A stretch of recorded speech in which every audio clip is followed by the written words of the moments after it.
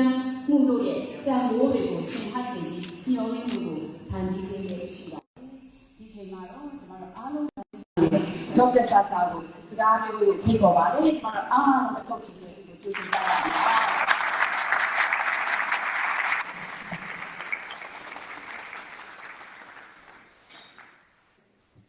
အားလုံးမင်္ဂလာပါဒီမှာဘုရားစီမီယောဟာတကယ် busy ကဘာမှာတကယ် busy ဆုံးမျိုးမာနေထိုင်တဲ့ကျွန်တော်မြန်မာပြည်ပွားတွေနဲ့လည်းဒီနေ့ဆိုတော့မိသားစုတွေနဲ့စိတ်ကြိုးဖို့အနာဂတ်ဖို့ဒီမှာတော့24နာရီအလုံးလုံးနေရာမှာခုလိုကျွန်တော်တို့ခြေပြီးမှပေါ့နော်ဒီတွေးဆိုဖို့ရတဲ့လာရောက်ပြီးတဲ့အရောက်စီတိုက်ပေါ်မှာကျွန်တော်မလုံးသားထက်ကားနေပြီးမှအားလုံးကျေးဇူးကြောင့်ဒီဆိုပြောလို့ပါတယ်ဒီလိုစီပြီးတဲ့ကျွန်တော်တို့ရဲ့ဒီအဖွဲ့အစည်းတွေအားလုံးပေါ့နော်ဒါအားလုံးကိုလည်းကျွန်တော်သူ့ရဲ့ကျေးဇူးကြောင့်ပြောလို့ပါတယ်ဒီလိုအခြေပေးတာကမြန်မာနိုင်ငံရဲ့အနာဂတ် investment တခုလုံးတာဖြစ်တယ်လို့ကျွန်တော်ယူဆပါတယ်ဒါကြောင့်မို့ဒီနေ့ကလည်းကျွန်တော်လည်းစကားမပြောဘူးပေါ့နော်ကျွန်တော်ကလည်းကျွန်တော်လည်းနည်းနည်းပြောမလဲပြန်ပြီးစမ်းတော့ဆရာမဖြစ်တယ်နိုင်ငံရေးဓမ္မဖြစ်တဲ့အခါကျတော့နိုင်ငံရေးဓမ္မဖြစ်လာတဲ့အနေအထားမှာကျွန်တော်ရမ်းစုရတယ်လို့ဆိုတော့တော့ဆိုရမှာဖက်လောက်တာဆိုရင်ပြောတော့ဘူးပြောမှာကနိုင်ငံရေးပြတိုင်းမှာဒီမှာကျွန်တော်ဖွဲ့စည်းပုံတွေချိန်မှာပြည်ပါနေဆိုတော့ဒါရကျွန်တော်လည်းဒီမှာဒီနေ့လည်းခုလေးရမယ်အခြေအနေရှိတယ်အတက်ကမှာကျွန်တော်တို့ဒီထဲတွေလည်းဒီလိုဘယ်လိုစားတော့ရောက်လာတဲ့ဒီချောင်းလည်းကျွန်တော်ဒီတက်တာလို့ပြောတယ်ကျွန်တော်မှဒီဘလို့ရှိမှာမဟုတ်ဘူးအတရားတော့ကျွန်တော်အားလုံးတော့ပါရှိတယ်ပေါ့နော်အဲ့တော့ကျွန်တော်ဟုတ်ပြီမှာလည်းပတ်လာတဲ့အဲ့ဒါကျွန်တော် main action နဲ့ဒါလည်းကျွန်တော်မှဒီနေ့ဖြစ်လာတဲ့ကျွန်တော်ဒီစာနဲ့ပြောတာပေါ့နော်ပြန်လာတဲ့ပြန်ချင်ဖို့အဲ့တော့ဘလို့ဖြစ်လာတဲ့အားမရပါနဲ့ကျွန်တော်ကတိပြနေတာကြတော့ကျွန်တော်အကောက်ဆိုလို့သိတယ်ကျွန်တော်ဒီပြနေတယ်ပေါ့နော်ဒါတော့ကျွန်တော်ဖတ်တာဒီလိုဒီမှာရောက်လာအမေရိကဆိုရတဲ့အမေရိကတော့ကျွန်တော်တို့စစ်စစ်ဒီမှာဒီတို့ဒီပြေတော့လည်းဒီစစ်စစ်ပါအဲ့ဒါလည်းတော့ဖိုင်ရတဲ့ဆိုလည်းဒီဆိုပြောရမယ်ဆိုရင်ဒီဆိုရတာဒီ2010ငါချောင်းမှာပဲတော့ဆိုတာဘာတဲ့လို့ဒီလိုမှာတော့ကျွန်တော်တို့ဒီဆက်ပြောခဲ့ပါတယ်အဲ့ဒါလည်းအကြီးတာပေါ့နော်ဒီကျွန်တော်တို့ UK ဘလို့ပါဆိုတော့40လေးတာ40လေးစတာလေးပေါ့ကိုမြန်မာနိုင်ငံကချထားပေးတာကိုကတာ66တာအဖြစ်တဲ့ဒီလိုမှာပတ်ချက်ကိုတော့ပေါ့နော်ပြောမယ်ဆိုတော့40လေးရတယ်ပြီးတော့66ဆိုတော့နည်းနည်းကျွန်တော်ဘယ်လိုပဲဖြစ်လာကျွန်တော်တို့ဒီဥစ္စာတွေကဘလာပါအောင်မှုရှိတယ်ဆိုတာလေးကိုသတိကောင်းအနေနဲ့ပေါ့နော်ဒီဆိုပြောလို့ပါတာဒီတော့နေငယ်ကြီးတို့တဲ့ဥစ္စာနဲ့ပတ်သက်ပြီးတော့လည်း UK က26တန်းစာလေးပါမယ်ဒီလိုကမြန်မာနိုင်ငံကိုထောက်ပံ့ထားတာကိုလည်းဒီလိုဆွေးရတာဆက်လို့လည်းစစ်တဲ့ခါမှာပြောတယ်ဒါဒီပေါ့နော်နောက်ထပ်20တက်ပေါင်နဲ့စာလေးပေါင်နဲ့တိတ်ပြတာကိုလည်းကျွန်တော်ဆွေးနွေးခဲ့တယ်ဒါရအောင်ကလည်းအားလုံးအောင်လို့ဖြစ်တယ်ကျွန်တော်ရဲ့ဗီဒီယို2ရဲ့ငိုတာတွေဗီဒီယို2ရဲ့နောက်ဆက်ဆောင်မှုတွေကအကုန်လုံးကနိုင်ငံတကာကြားနေပါတယ်ဆိုတာကိုလည်းအားလုံးပဲပေါ့နော်ကျွန်တော်သတိကောင်းလေးပါစီပါတယ်တစ်ခါကပြောမယ်ဆိုရင်အဲ့ဒီUK ဆိုရရဲ့ပုံဒီအားလုံးကိုတော်တော်များများတော့ဒါဆန္ဒပေါ့နော်အဲ့ဒီမှာကျွန်တော်ပြောနေတာကဘာလဲဆိုတော့ဒီမှာဒီနိုင်ငံတကာဖွဲ့စည်းတွေမှာတွားနေတဲ့ရန်ကုန်မှာတွားနေတဲ့အကူအညီတွေအားဆိုတော့ကျွန်တော်တို့တကယ်လိုအပ်နေတဲ့နေရာတွေကိုရောက်ဖို့ရခက်တဲ့အတွက်ကြောင့်အဲ့ဒါကို balance နဲ့ခရီးစဉ်ပေါ့ parallel mechanism နဲ့ဥပမာဒီလက်စားဖြတ်ကျော်ပြီးမှပေးတဲ့အကူအညီတွေဒီမှာ humanitarian corridor တွေကိုလည်းဒီလက်စားနိုင်ငံရဲ့ဒီမှာလို့ပဲတွေ့ရအတွက်လည်းကျွန်တော်ကကိလို့ထားပါတယ်တစ်ချိန်ချက်မှာပြီပေါ့နော်ကျွန်တော်ဟာဒီ UK ဆိုရမယ်ဒီ Australia ဆိုရမယ်ဒီအဲ့ဒီ community ကိုပေးတဲ့အခါမှာလုံလောက်ပေါ့နော်အဲ့ဒါအတွက်ကိုလည်းကျွန်တော်ခုနပြောတဲ့တက်မှာ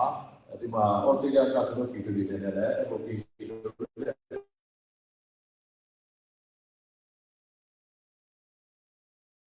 ဘာကိုလဲဟိုဘယ်လိုဖြစ်ပေါ်နေလဲတော့ပါစလိုက်နေတာပေါ့နော်ဆိုတော့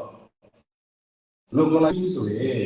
အရာတစ်ခက်တယ်ဒါအပြီးကျွန်တော်ဆွေးနွေးကြတာကတော့မြန်မာနိုင်ငံမှာဆွေးနွေးတွေကသူတို့နေပြည်တော်ကိုပဲ UK ရဲ့ပြည်တော်စီကလည်းပြည်အမေရိကလည်းပြည်ဒါကိုဒီ house ဆိုရကိုပဲချီတာမဟုတ်တော့ပဲလေဒီလေဆိုရအတူတူ local governance ပေါ့မြန်မာနိုင်ငံမှာအနာဂတ်ကတော့တကယ်တော့ဆိုတော့ပြည်ထောင်စုအစိုးရကဟိုဘယ်လိုပြောမလဲဘဟုချုပ်ကိုင်းရဲ့တော့တော့တာမျိုးမဟုတ်တော့ပဲမြန်မာနိုင်ငံကတည်းကတော့မဟုတ်တော့ပြောမယ်ဆိုတော့ bottom up federalism ကိုသွားမှာဖြစ်ပါတယ် bottom up federalism ဆိုတော့ bottom up ပဲထားမယ်ဆိုတာအရေးကြီးတယ်အဲ့ဒီ bottom က local governance ဖြစ်တယ်ဒါကြောင့်လို့အဲ့ဒီအကူအညီကို local အခြေမခံဘူးဆိုတော့ဒီကတော့ federalism ဆိုတာကျွန်တော်ကဘာလဲဆိုတော့အတူချုပ်ရပြောမယ်ဆိုရင်အစိုးရကိုပြည်သူနဲ့အနည်းဆုံးမှာထားပါဆိုတော့ပါအဲ့ဒါ federal democracy အဲ့ဒါကိုပြောတဲ့အခါမှာကျွန်တော်ကအစိုးရနဲ့ပြည်သူနဲ့အနည်းဆုံးအစိုးရဆိုတာကဘာလဲဆိုတော့ဩစတြေးလျမှာဆိုကင်ဘရာကပြည်ထောင်စုဆိုတာ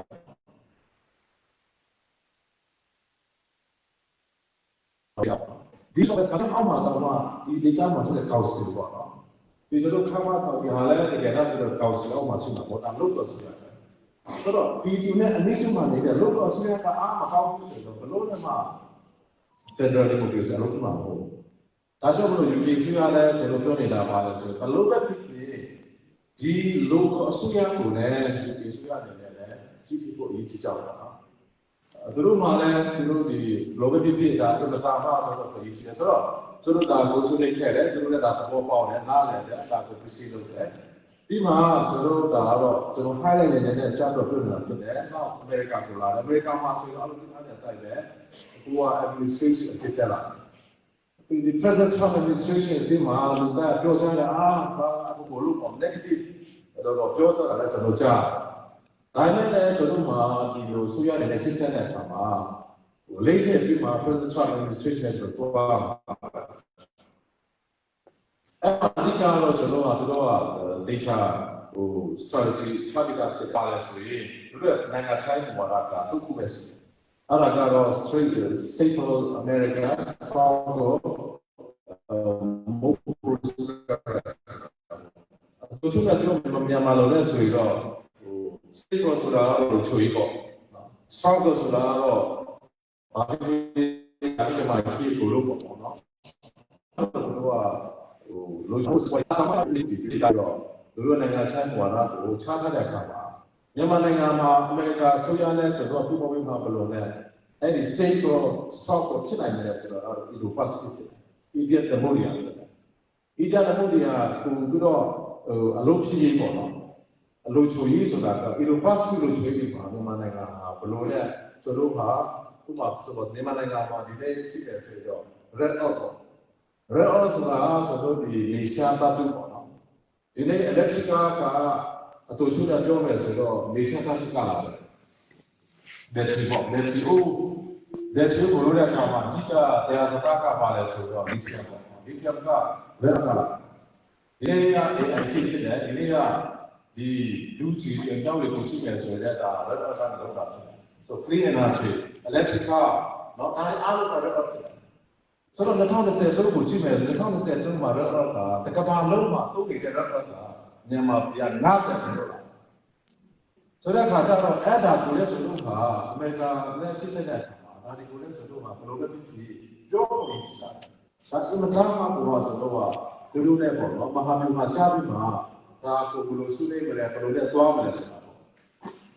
ဒီမှာနောက်တစ်ခုကတော့ကျွန်တော်ဒီအမေရိကန်ဆွေးနွေးမှာဆိုရင်ဒီသူတို့ရဲ့ပြင်နိုင်ငံရေးစီလို့ပြောမလားသူတို့မှာဘတ်တော်ရှိတယ်ဘတ်တော်ကပါဆက်ကိုချပေးတယ်ဘတ်တော်ကချပေးတဲ့ဘတ်ဂျက်ကိုအစိုးရကတုံ့ပြန်ရှိတယ်ဆိုတော့ဘတ်တော်မှာဒီစီဆိုတာနဲ့ဘာမှအဲ့ဘာမှအဲ့ဒီက2010တုန်းမှာပြန်လာထားပြီးသားဖြစ်တယ်အဲ့ဒီဘာမှအဲ့ဒီမှာလည်းဒီနေ့မှာဆိုတော့ဒီတော့အမေရိကန်ဒေါ်လာ121ချက်မနဲ့ပေါ့နော်အဲ့ဒီဘာမှအဲ့ဒီအောက်မှာမြန်မာနိုင်ငံအတွက်ကိုလည်းပတ်သက်ချတဲ့တွေ့ရတဲ့တာဝန်ရှိတဲ့ဘတ်တော်ကော်မတီကခေါင်းဆောင်ချုပ်ကလက်မိုက်တွေမှာပါလာတဲ့ကော်မတီ ဘာလဲကော်မတီရဲ့ဥက္ကဋ္ဌကိုသူကပို့ပြတာဖြစ်တယ်။မကြာခင်မှာလည်းဘာမှဥပဒေနဲ့ပတ်သက်နေမှာအဲ့ဒါကို